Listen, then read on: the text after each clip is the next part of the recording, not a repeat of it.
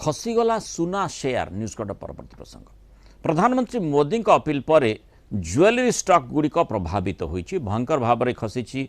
Titan सेनको gold सह अन्यान्य share अधिकांश शेयर रे 10% रु बेसी ह्रास होता देखा मिली सबुठु बेसी प्रभावित होती स्काई गोल्ड एवं डायमंड्स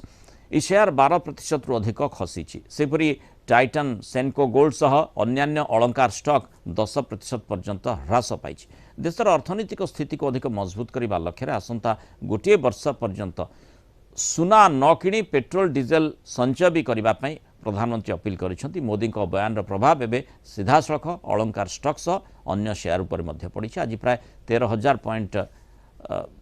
माने आज सेंसेक्स रे मध्य प्रभाव तार देखा मिलता आम आलोचना करवा आम सहित मार्केट एक्सपर्ट मानस सुंदराय जोड़ी मानस को स्वागत करवा आलोचना को जो भली भाव में आम गतकाली जमती देखुले जेते बड़े